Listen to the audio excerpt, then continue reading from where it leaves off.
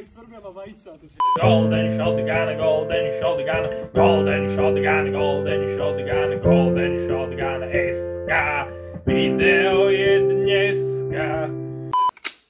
Zdravím vás ľudia, ja som The Golden Shotgun, predo mňou je tu na stole 50 kg kečupu. Ako ste už z názvu asi vytušili, ide sa tu zohrať veľký experiment.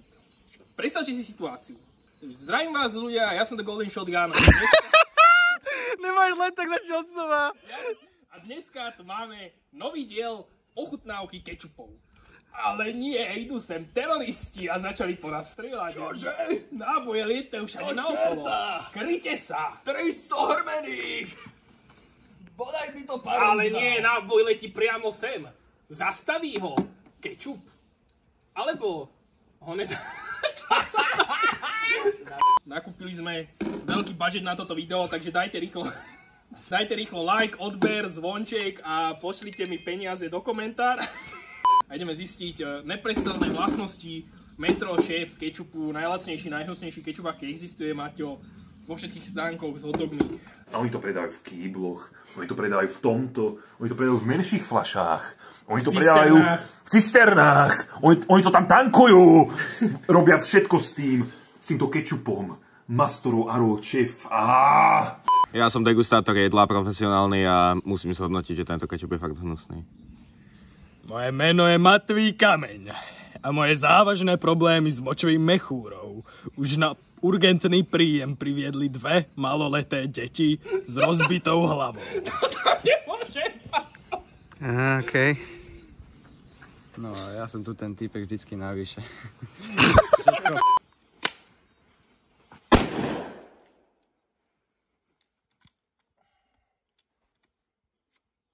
Dámy a páni, máme tu krátku brokovnicu, v Taliansku sa jej vraví lupara. Když najdou niekoho strelného z lupary, tak hneď vedí, o co bieží. Takže pán Salieri posiela pozdravy. No, takže začíname preto s krátkou brokovnicou, lebo mám do nej také ultra slabé náboje brokové, také malé guličky na športovú strelbu. Poďte sa pozrieť. Klever. Mám Klever náboje, takže to je od tých, čo vyrábajú tie servítky.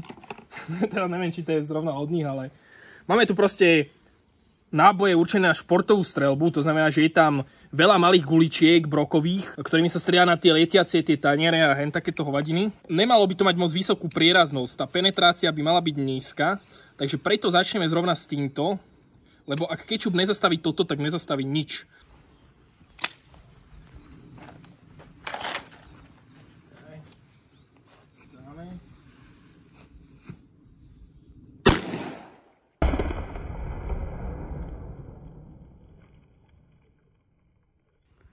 Hotdogových stánkov. Také ešte raz, neotočil som. No? Takže cítime to tu, vy to cez video necítite, ale môžem vám to priblížiť. Predstavte si tie hotdogové stánky na kúpalisku, ten lacný kečup, čo tam majú. Takže takto to je, taká aroma sa tu cez vzduch šíri. No, ale teraz poďme na balistickú analýzu.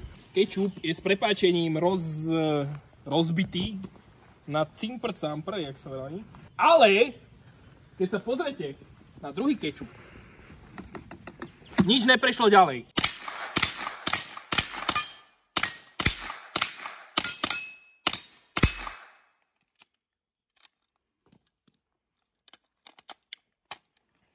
Dámy a páni, je tu môj kolega Matvý Kameň. Moje meno je Matvý Kameň. Kvôli mojim závažným problémom s hrubým črevom skončilo na urgentnom príjme už do... Pozrite, vidíte, maličký náboj, určené prevažne na športovú streľbu a lov drobnej zvere, nejakých hlodavcov. Teraz uvidíte čertovskú parádu.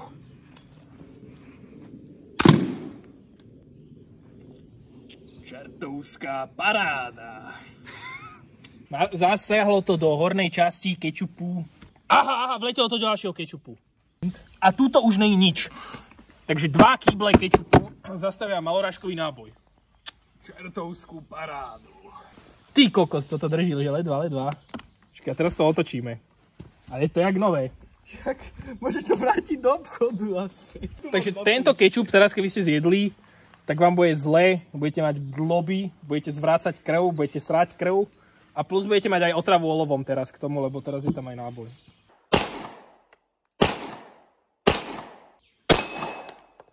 Pekne. No, dámy a páni, máme tu samonabíjajúcu pištoľ Jericho 941, ktorú som si kúpil kvôli tomu, že to bolo v anime Cowboy Bebop. A je to klasický 9x19 mm pištol, čiže je najpoužívanejší náboj, čo sa týka takého použitia na nejakú obranu, alebo nejakými policajnými zložkami, alebo na nejaké armádne pištole, samopaly a tak ďalej a tak ďalej. Čiže keď po vás niekto bude strieľať pri tých regáloch v metre s tými kečupmi, tak je dosť pravdepodobné, že to bude práve s 9 mm pištolou. Je to dosť možné. Čiže preto toto je veľmi dôležitý test, pozerajte pozorne, tu na kolega, vedátor, kritik jedla a známy umelec Matej ide demonštrovať, takže nech sa páči.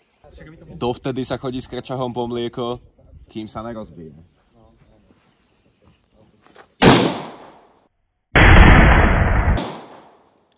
Pekne, nice. Toto je ešte drastickejšie, než som čakal. Kečup nemal šancu. Kečup nemal šancu, ten prvý, to je jasné, že to prešlo tým prvým. Je to celoplášťový náboj, ide asi 350 metrov za sekundu. Pozrieme sa na druhý, vidíme hneď prasknutý, kečup sa leje po stole.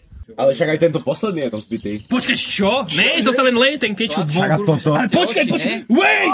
What the fuck? Počkaj, čo? Čože? Počkaj, my sme skončili, lebo ani 4 kyble kečupu nás... Ja som myslel, že máte oči, však... Takže kečup není dobrá ochrana. A teraz čo? Teraz môžeme skončiť video, že tam máme 3 zbrane. Ja by som to išiel toto nerobať. To je v nejakej predkoške ten kečup. Tak toto podľa mňa vyzerá po pôrode. To je nejaká placenta, alebo čo ne? No, stala sa nám taká nežiaduca situácia, keď sme sa dozvedeli, že posledná zbraň Jericho prerazila všetky kečupy. Tým pádom ani nemôžeme postupovať ďalej. No, v tomto by som povedal, že... Sme skončili. Áno, koniec videa. Alebo, možno číslo 2, rozstrieľame tie kečupy proste náhodnými zbraňami a tak, lebo proste pre vedecké účely. Ideme zistiť, že jak ďaleko špliecha kečup a jak vysoko špliecha kečup, aby Slovenská akadémia vied vedela, že áno. Presne tak, tiež si myslím.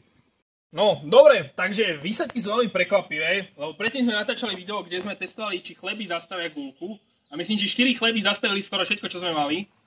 A ja som tu zobral aj väčšie kalibre, aj šeličo možné, že tu budeme strieľať proste kečupy, že 5 kg kečupu by mohlo zastaviť šeličo. A možno kebyže to je kvalitnejší kečup, taký hustejší, tak hej, ale tieto kečupy nezastavia ani 9, 4 a jeden je úplne rozbitý. Takže bohužiaľ experiment je týmto asi ukončený, ten primárny. Teraz pre účely vedy ideme proste tie kečupy rozstrieľať úplne už kompletne. Proste, prečo ne? Máme tu kečupy, čo si nebudeme robiť? Jesť to nebudeme. Nejedol by som to ani bez toho, že je v tom olovo a že je to rozdrbané. Takže myslím, že nejaká veľká strata to není.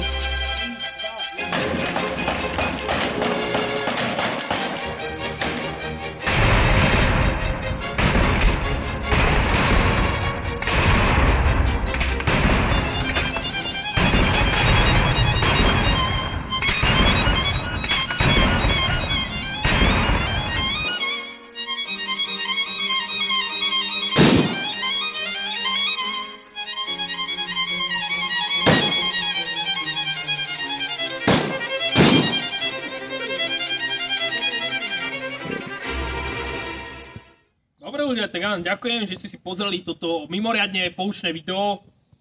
Ako obvykle ste sa, dúfam, mnoho toho naučili.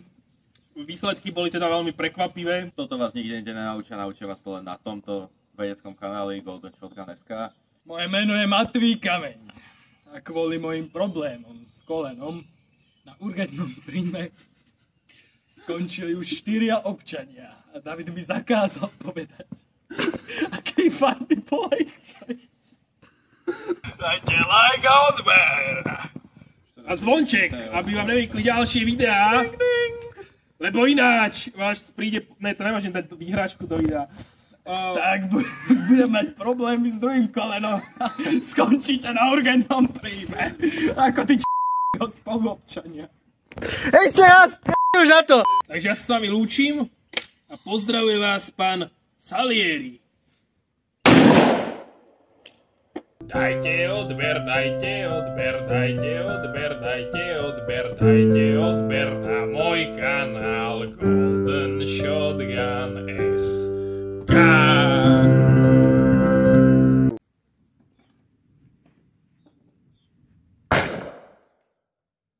Čo bolo? Ty si to videl? Čo z toho? On trafil pleťovku a odletel strom.